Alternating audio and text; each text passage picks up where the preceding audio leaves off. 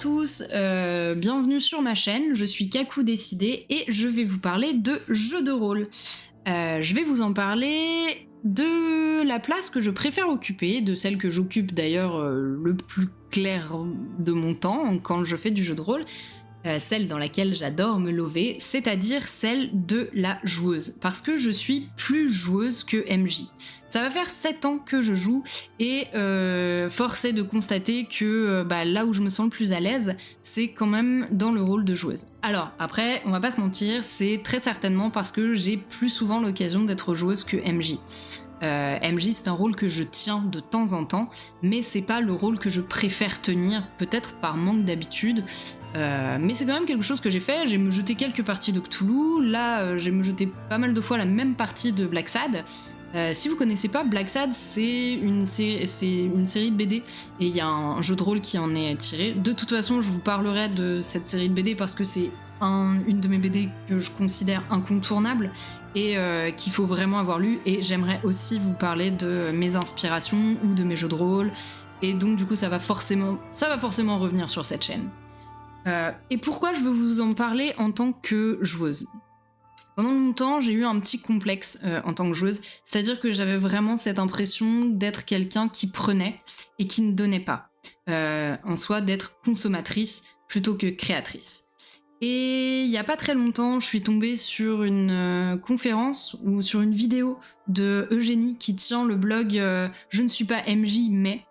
et en fait, elle expliquait que les joueurs avaient cette impression d'être consommateurs et que même on leur collait cette étiquette de consommateur et pas de créateur. Et pourtant, en fait, ils étaient quand même assez souvent créateurs. Et je suis assez d'accord avec cette idée, sans aller totalement dans l'idée qu'un joueur doit faire émerger des choses titanesques dans une partie. Je pense qu'un joueur a une place importante dans le jeu de rôle. Rien que pour une bonne raison, c'est que vous pouvez croiser actuellement, même si beaucoup de gens n'en sont pas férus, vous pouvez croiser des jeux de rôle sans MJ, mais des jeux de rôle sans joueur, moi j'en ai jamais vu. Finalement, même le JDR solo, c'est un jeu de rôle avec un joueur. Que moi je considère aussi être MJ, mais peut-être que j'ai un peu tort, je sais pas, mais on en reparlera du JDR solo parce que ça m'intrigue aussi. Bref, donc du coup, elle disait ça, elle disait qu'on était aussi créateur, et je me suis dit, mais en tant que créateur, on a aussi notre voix au chapitre. Et du coup, je me suis dit, mais qu'est-ce qui fait de nous, en fait, de nous, les joueurs, des personnes qui parlons aussi peu? Parce que c'est quand même dommage. J'en parlais avec une amie qui, elle, a commencé le jeu de rôle depuis encore moins longtemps que moi. Bon, 7 ans, vous allez me dire, maintenant, je suis plus un bébé JDR. Mais elle et moi, on se disait, mais comment est-ce qu'on peut s'améliorer? Comment est-ce qu'on peut devenir meilleur? Et on a commencé à taper sur Google améliorer son RP, je crois que c'était quelque chose dans le genre, assez bateau finalement.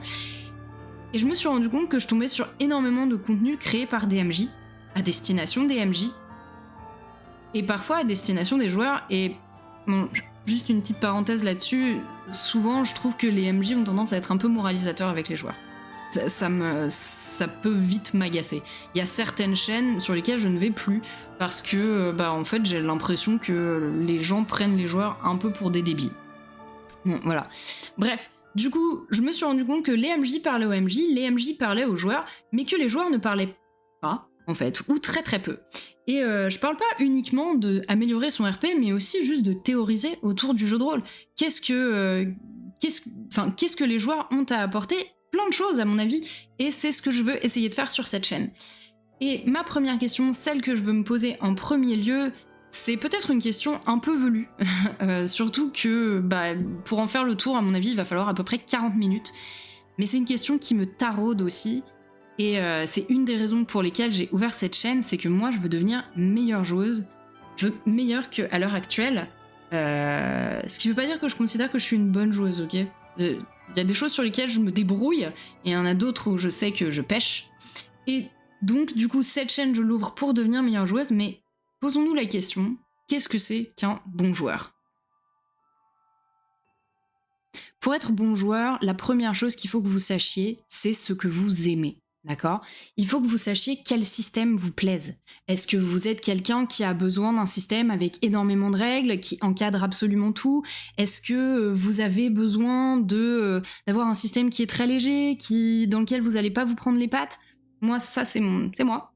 Typiquement, j'ai besoin de ne pas avoir un très gros système et de me sentir relativement libre. Je pense que j'ai pas besoin de fiches de personnage, par exemple. Je préfère largement avoir 3-4 caracs écrites sur un papier avec une belle description de ce à quoi ressemble mon personnage. C'est très étrange, mais j'ai vraiment, vraiment besoin de savoir à quoi ressemble mon personnage et je vous ferai une vidéo pour vous expliquer pourquoi à un autre moment. Donc sur ma fiche, je vais vraiment avoir ça, une description de mon personnage physiquement, de ce qu'elle fait ou de comment elle le fait, de ce qu'elle pense, etc. Et ensuite 2-3 caractéristiques qui pourraient se résumer par excellente danseuse, diplomate avertie, fine arbalétrière, enfin vous voyez, ce genre de choses. Le système importe. Il faut que vous sachiez dans quel système vous voulez jouer, mais aussi dans quel univers vous voulez jouer. On n'a pas tous les mêmes affinités avec les univers. Moi, je sais que j'ai une amie qui ne peut absolument pas jouer de la science-fiction. Elle déteste tout ce qui est robot. Mais pour ça, il faut quand même rester un peu ouvert, je pense. Il faut quand même se dire, ok, je vais quand même tester. Autre chose de très important et à tester aussi, c'est les joueurs avec qui vous allez jouer. Et c'est définitivement vrai, il y a une symbiose autour d'une table, qu'elle soit physique ou qu'elle soit, que vous jouiez en physique ou en distanciel, en présentiel ou en distanciel, pardon, il y a besoin d'une symbiose autour de la table. C'est hyper important la symbiose autour de la table parce que vous allez jouer avec d'autres gens et vous avez besoin d'être à l'aise avec ces gens-là. Et c'est mieux quand ça accroche. C'est quand même plus sympa de faire la conversation avec quelqu'un que vous avez rencontré il y a 5 minutes et que vous avez l'impression d'avoir connu toute votre vie que plutôt de discuter avec des gens avec qui vous avez l'impression de n'avoir aucune accroche. Et cette symbiose, elle vient pas toujours autour de la table. Moi, ça m'est arrivé il y a pas si longtemps que ça. J'ai fait une partie d'un one-shot avec un MJ que je connais très bien pourtant, qui est mon MJ principal en fait, avec qui j'ai découvert les campagnes et tout ce que je pouvais aimer dans le jeu de rôle. Et en fait, ce one-shot, franchement, à la table, ça y était pas. Pourtant, il y avait ce MJ que je connaissais, une très bonne amie. Il y avait juste un joueur que je connaissais pas, mais avec qui j'ai joué plus tard et avec qui ça s'est très bien passé.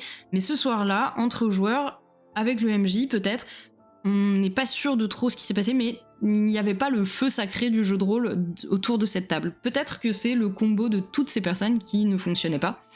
Du coup, c'est important aussi de savoir avec qui vous avez envie de jouer, avec qui vous aimez jouer, quel type de personne. Est-ce que vous êtes plus quelqu'un qui va rester en retrait et qui donc a besoin d'être guidé, ou alors est-ce que vous êtes plus quelqu'un qui guide et qui a besoin d'avoir des gens qui sont plutôt en retrait, ou alors au contraire, est-ce que vous êtes plus quelqu'un qui guide mais qui adorait rentrer en confrontation avec les autres et avait besoin de fortes têtes en face de vous? Ça aussi, c'est extrêmement important. Sachez quelle place vous voulez tenir en tant que joueur. Et ça, c'est en vous connaissant vous, en tant que joueur, en testant plein de fois et en vous disant ça, c'est vraiment pas pour moi, ça, ouais, c'est grave pour moi. Ça, c'est ce qui va faire de vous un bon joueur. Parce que vous pourrez sélectionner les tables autour desquelles vous avez envie de vous installer et les tables autour desquelles vous n'avez pas du tout envie de vous installer. Un bon joueur ne joue pas seul. Autour de la table, il y a 2 types de personnes. Il y a d'abord les autres joueurs. Les autres joueurs, ce sont vos amis qui vont s'amuser à être les marionnettistes de leur propre personnage. Et vous allez devoir jouer avec eux. Loin de moi l'idée de vous dire que vous devez être poli avec eux. Si vous ne le savez pas, c'est que vous manquez de savoir-vivre. Et je ne suis pas là pour vous faire des leçons de savoir-vivre. Je suis là pour vous expliquer ce qui, d'après moi, fait un bon joueur. Et un bon joueur interagit avec les autres joueurs. C'est extrêmement important. Vous allez vivre une histoire avec d'autres personnages, votre personnage va vivre une histoire avec d'autres personnages, vous allez partager une aventure avec d'autres joueurs, en tant que joueur. Et c'est important d'aller vers les autres, c'est important de faire en sorte que vous donniez la parole aux autres, en fait, que vous échangiez avec eux, que vous sachiez qui vous êtes par rapport à eux. Et encore une fois, je pense que ça peut intervenir si vous êtes en campagne dès la création du personnage. C'est peut-être un peu sympa moi je l'ai jamais trop fait, mais c'est quelque chose que j'ai vu faire et que j'aime beaucoup, donc j'aime beaucoup l'idée, c'est créer les personnages avec tout le monde. Ça peut être difficile de prendre sa place si on est quelqu'un de relativement discret. Des joueurs discrets, j'en connais, mais pour autant, je pense que c'est un effort qu'il faut faire.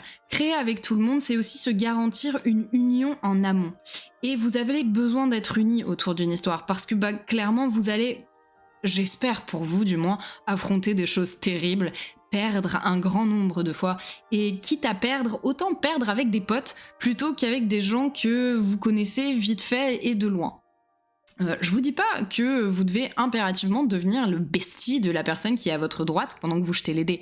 Rien à voir. Juste, je vous dis que en tant que joueur, une des choses importantes, c'est d'amener votre personnage à rencontrer les personnages des autres. Et de faire en sorte que eux aussi viennent vous parler. Si vous jouez un personnage qui est très très renfermé, ça m'est déjà arrivé sur une partie, on était tous dans une taverne, l'éternelle taverne.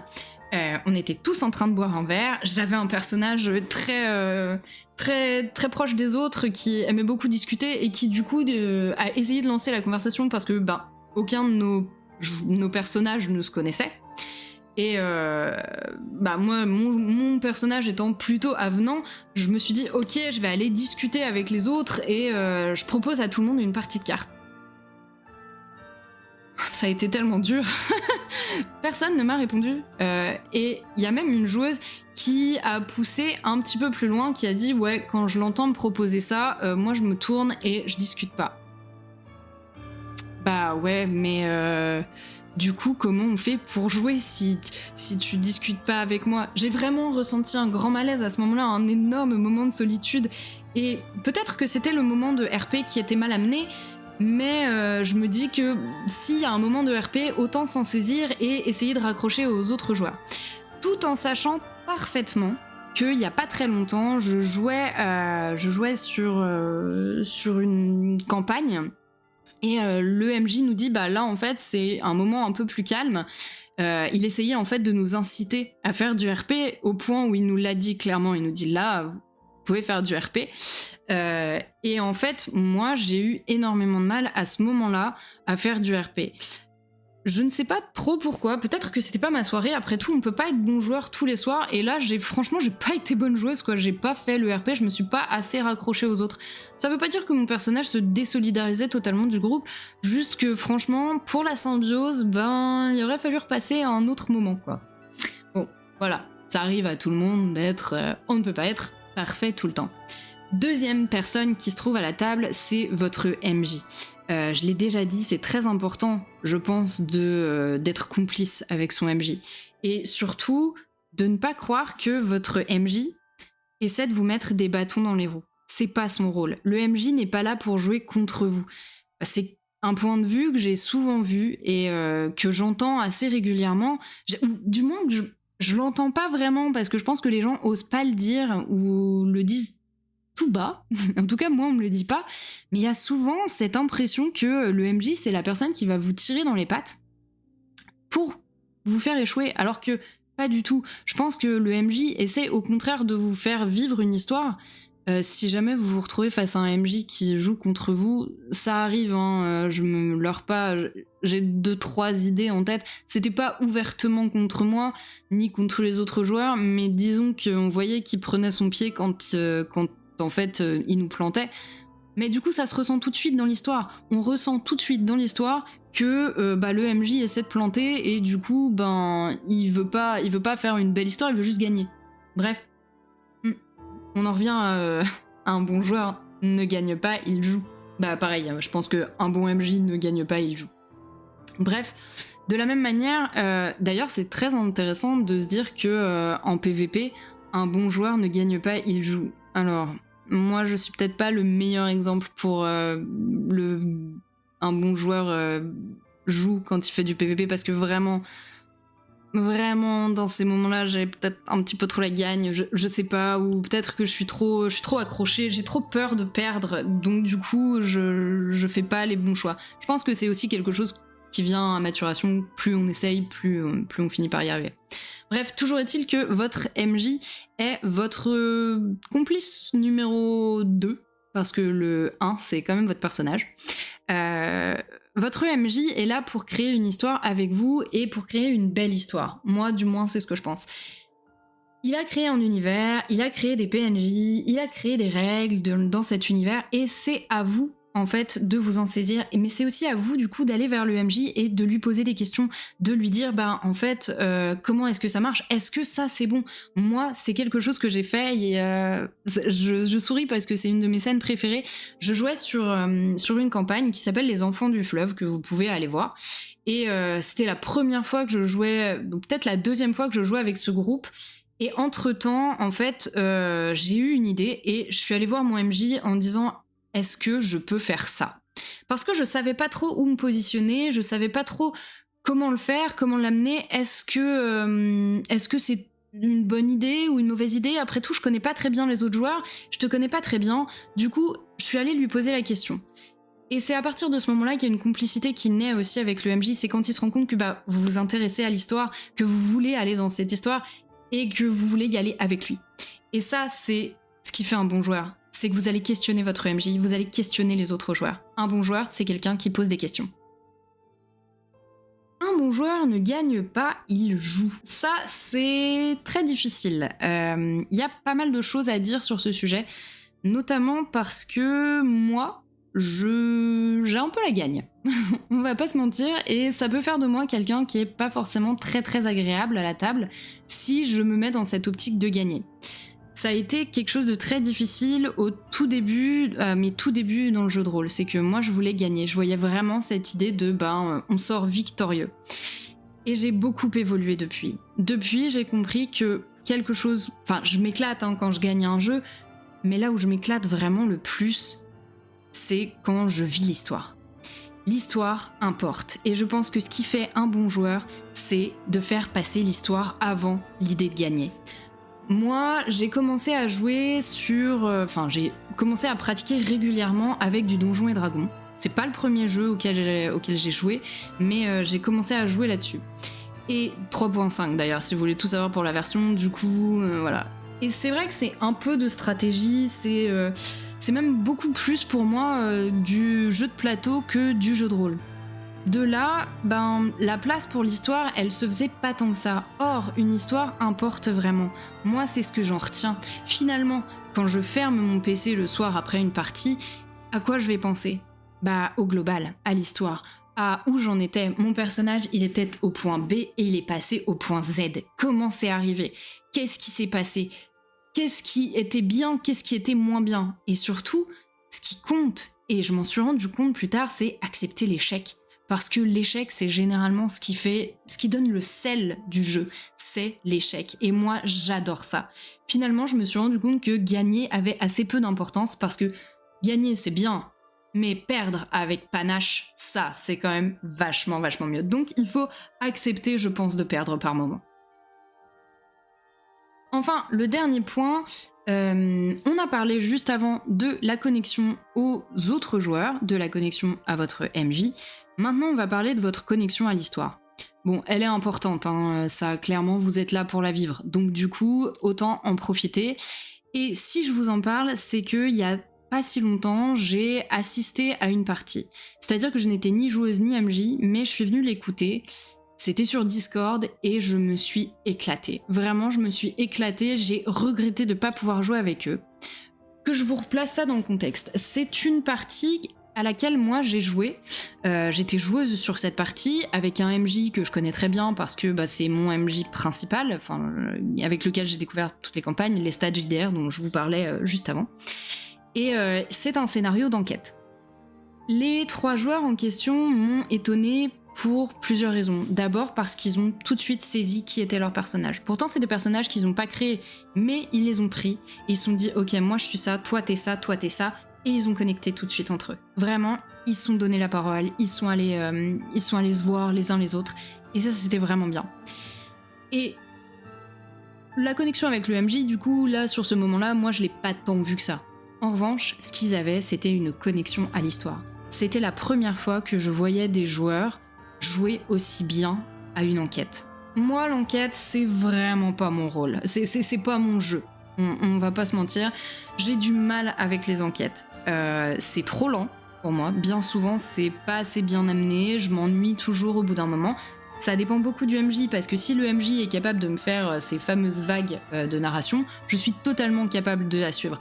En revanche, si c'est une enquête qui est relativement plane, c'est sans moi. Bon, là en l'occurrence, c'est quand même assez rythmé, mais la première partie, c'est vraiment une enquête qui est très posée. Bah, moi sur ces parties-là, j'ai tendance à m'ennuyer et à passer les choses. Eux, au lieu de les passer, littéralement, je pense qu'ils ont poncé ce scénario. Ils l'ont poncé parce qu'ils ont retourné toutes les pierres, ils ont trouvé toutes les clés et ils ont ouvert toutes les portes. Littéralement. Et ça, sans vraiment sortir leur personnage de leur RP. Tout était cohérent. Ils comprenaient ce qu'ils faisaient, ils allaient jusqu'au bout, et moi j'ai toujours cette impression d'être un peu perdue, parce que bah en fait je suis peut-être pas assez attentive par moment, parce que des fois je me sens pas assez connectée à l'histoire, et je pense qu'un bon joueur sur une partie, il est extrêmement connecté à l'histoire. Il va essayer de la fouiller, il va essayer de la retourner, et il va aller au bout des choses. Et ça, j'ai trouvé ça vraiment, vraiment, vraiment important sur cette partie. J'ai trouvé que le fait que rien ne les laisse indifférents, bah c'était génial. Bon, ils ont été largement aidés parce que le MJ sur ce coup, et sur ce coup-là, vraiment, il n'y a pas eu cette erreur qu'on peut voir de temps en temps de il a posé quelque chose et cette chose ne sert à rien. Non, tout ce qu'il avait posé avait une utilité. Et du coup, eux, ils se sont emparés de ce principe. Ils se sont dit, puisque tout est là pour une raison, on va aller chercher la raison. Et vraiment, ils ont fait les connexions logiques, etc. Et ils ont tellement poncé l'histoire qu'ils ont eu une compréhension de l'histoire qui était folle. Et ils se sont éclatés. Et le MJ s'est éclaté à leur faire cette histoire. Et moi, je me suis éclatée à les écouter. Et ça, c'est important aussi de se dire que ben, on est parfois un peu écouté et qu'il faut que ce soit kiffant à écouter. Oui, bon. Alors ça, c'est dans une logique d'actual play. Moi, j'en suis férue. J'adore les actual play, j'adore vous écouter jouer. Si jamais vous avez des recommandations d'actual play, surtout envoyez-les-moi parce que bah, j'aime beaucoup ça. Mais vraiment, eux, ils m'ont retourné. Une connexion à l'histoire, tout ce qu'ils ont fait avait un impact raisonné avec l'histoire. Tout suivait la logique de l'histoire. Et c'était vraiment super à écouter. Un objectif, c'est de se connecter à l'histoire, de la poncer, de tout retourner, se dire que tout est utile et de donner une importance aux choses, d'aller jusqu'au bout de ces choses-là, de trouver l'impact que vous pouvez avoir dans cette histoire et d'aller jusqu'au bout. Et voilà, on arrive au terme de cette vidéo. En vous disant ça, je me rends bien compte que je n'ai pas traité l'ensemble des sujets qui font qu'un joueur est bon. Il y a énormément d'autres choses et c'est l'occasion surtout pour moi de vous dire que cette vidéo est plus une accroche. Et que d'autres de ces vidéos de rôlisterie vont revenir. Je vais traiter de sujets qui me passionnent, particulièrement l'interprétation, comment poser sa voix, comment interpréter un personnage qu'on connaît très peu. Et si jamais vous avez d'autres idées de sujets qui sont intéressants, ou si vous avez des choses dont vous avez envie de parler, n'hésitez pas à me le dire en commentaire, parce que c'est aussi une chaîne de dialogue que j'ouvre, sachant que je vais bientôt recevoir une amie à moi avec qui on va vous parler d'un bouquin. Tant qu'on est sur les bouquins, je risque de faire une série de vidéos, de commettre une série de vidéos sur les livres. Les livres, c'est vraiment mon dada, et en ce moment, je bouquine pas mal, donc du coup, je me dis, allez, autant parler de tout ce qui peut m'inspirer. D'autant que, comme je vous l'ai dit, je me jette en ce moment, j'essaie de créer une campagne qui tourne autour de l'univers de Black Sad, qui est basée sur une bande dessinée que j'adore, et que je me suis promis de vous présenter, même si, à mon avis, des centaines de milliers de personnes ont dû présenter cette BD. Je veux vous la présenter moi parce que ça me ferait juste plaisir de le faire, et il y a plein d'autres livres pour lesquels j'ai cette logique. Parmi les autres choses qui risquent de tomber sur cette chaîne, et j'en ai parlé un petit peu en avant, un petit peu plus tôt, les actual play.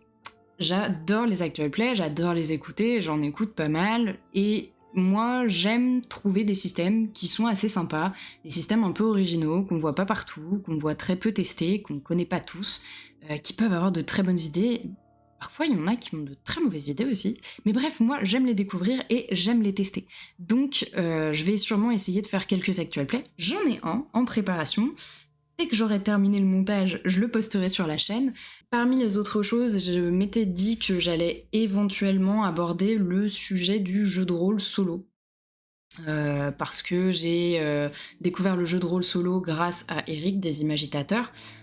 qui fait actuellement une super série sur Batman en JDR solo, et qui franchement vous fait revisiter l'univers de Batman, d'un vieux Batman,